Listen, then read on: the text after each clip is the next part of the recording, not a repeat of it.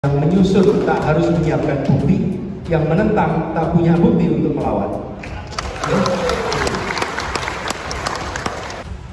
Saya yakin Golkar akan dengan cermat,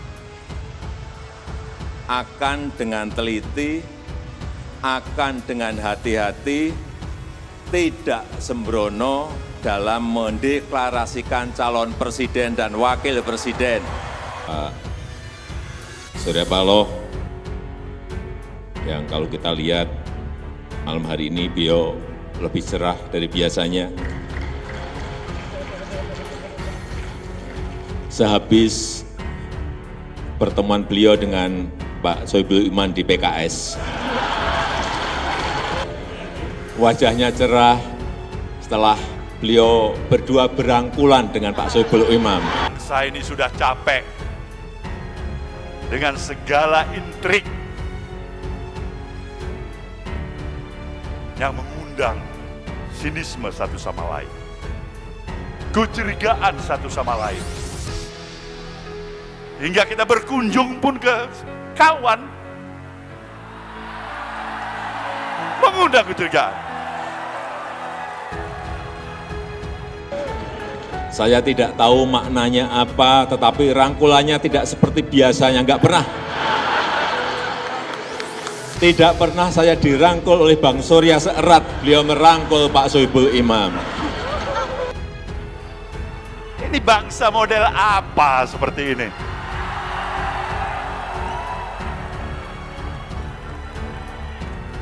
Tingkat diskursus politik yang paling picisan di negeri ini.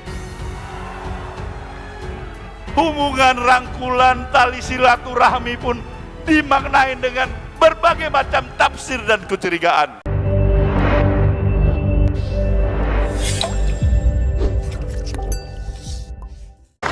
Saya sampaikan kepada semua, terima kasih. Ini adalah kerja bersama. Terus sekalian teman-teman yang tergabung di sini, saya ingin sampaikan pada semua, mari kita tengok ke depan. Tengok ke depan. Melihat visi itu baik, melihat misi itu baik, tapi visi dan misi itu sifatnya imajinasi.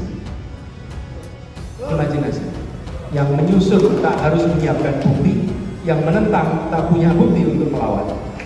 Ya? Jadi visi dan misi itu baru kredibel kalau dia ditopang dengan rekam jejak. Bukti. Tanpa ada rekam jejak, visi dan misi itu imajinasi.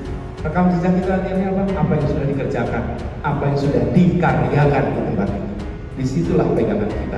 Karena itu kita berpihak ke depan, kita lihat Indonesia ke depan, kita lihat tantangan ke depan, maka kita menyaksikan bahwa ujungnya yang harus dikerjakan tidak lebih tidak bukan adalah apa yang dikatakan oleh konstitusi. Kita harus kembali pada perintah konstitusi, menghadirkan keadilan sosial bagi seluruh rakyat Indonesia. Ini perjuangan konstitusi. Dan saya ketika bertugas di Jakarta, terus kalian kebetulan kantor kami ini di Balai Kota. Itu lokasinya tidak lebih dari 1 kilometer, mungkin kurang dari Gedung Pancasila. Gedung Pancasila itu adalah tempat di mana pembahasan tentang pendirian Republik ini dilakukan.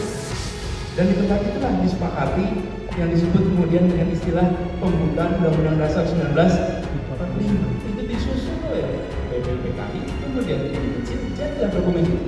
Jadi saya selalu garis bawahi juga bicara di Jakarta.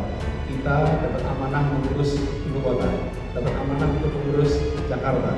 Kita harus laksanakan perintah konstitusi, dan perintah konstitusi itu bukan mengabdi pada siapapun kecuali rakyat kebanyakan yang ada di Jakarta. Itu bilangnya. Dan perintah konstitusi adalah menghadirkan keadilan sosial. Arahnya ke sana. Jadi ibu sekalian, kami mencoba untuk mengerjakan itu di Jakarta. Dan ketika kita mengikhtiarkan melakukan ini, tantangannya tentu banyak. Tantangannya banyak sekali. Dan di Jakarta, apapun yang kita kerjakan selalu ramai. Tapi saya sampaikan, jangan terlalu khawatir tentang apa yang ditulis orang hari ini.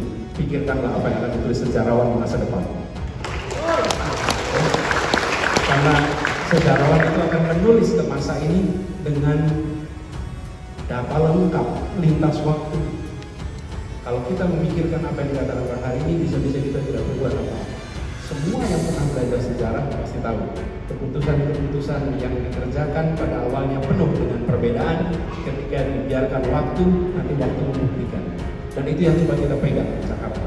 Dengan begitu kita prioritaskan untuk membela mereka yang kecil tanpa harus memusuhi yang besar, membesarkan yang kecil tanpa mengecilkan yang besar. Itu yang kita kerjakan. Dan itu yang akan kita kerjakan ke depan. Yang kita sampaikan, jangan khawatir, kita kerjakan ini bukan untuk membuat mereka tahu itu ada jasa kita. Kita kerjakan ini karena perintah konstitusi dan pertanggungjawaban kita dari Allah Subhanahu wa Ta'ala. Itu bilang. Kalau ini pernahkah ada kampanye di sini ke kampung-kampung bilang BPJS kami bayarin? Tidak pernah. Tidak boleh dicek, tidak pernah. Kita tutup. Dan apa yang terjadi sekalian? Begitu ini diberikan rasa tenang di mana-mana. Ini anekdotal, tapi kejadian betul. Saya ke kampung Kamal Muara, sebuah kampung, kita ngobrol, saya mampir ke sana ngobrol dengan warung, ibu-ibu cerita suaminya juga ada masalah kesehatan, dan apa masalah sakit dan sekarang sudah harus cuci darah. Tapi alhamdulillah Pak, sekarang ini kalau cuci darah itu dibayarin Pak. Kalau dulu saya setengah mati kalau cuci darah. Dia tidak tahu bahwa itu adalah keputusan dari Pemprov DKI Jakarta. Tapi buat kita tidak penting. Yang penting dia tenang, dia bisa hidup nyaman, dan rakyat kita merasakan negara hadir untuk memberikan jaminan. Itu dia. Ini semua sekalian kalau kita kerjakan dengan keseriusan, dengan hati, insya Allah terima dengan hati juga. Dan itu harus kita bangun di kota ini. Kami merasakan di Jakarta sesudah pilkada yang lalu, suasananya tegang. Pilkadanya membuat orang merasa terpolarisasi. Tanggung jawab kita adalah menjangkau semua, dan itu juga kita kerjakan. Yang menang harus menjangkau semua. Jangan yang menang meninggalkan sebagian. Karena ketika yang menang meninggalkan sebagian, apalagi memusuhi sebagian, maka keterbelahan itu jalan terus. Tapi kalau kita menjangkau semua, maka pelan-pelan itu semua akan bisa terjangkau. Kenapa? Karena Jakarta ini harus bersatu. Dan tadi yang disampaikan soal transportasi umum, ini kita sampaikan. Kenapa sih bangun transportasi umum di Jakarta? Karena kita ingin memberikan perasaan kesetaraan. Begitu naik kendaraan umum, tidak penting apakah CEO, apakah office boy, apakah pengangguran. Mereka antri di garis yang sama, beli tiket yang sama, pintu yang sama, duduk tempat yang sama, berdiri tempat yang sama, semua merasakan kesetaraan. Jadi alat transportasi itu bukan dipandang sebagai alat pemindah badan, tapi alat transportasi dipandang sebagai alat pembangun perasaan kesetaraan. Inilah yang disebut sebagai gagasan di balik karya. Jadi bukan hanya sekedar bangun alat pemindah badan, tapi ada gagasan di balik itu yang kami coba kerjakan di Jakarta. Dan alhamdulillah ini semua setahap demi setahap kita merasakan adanya perubahan.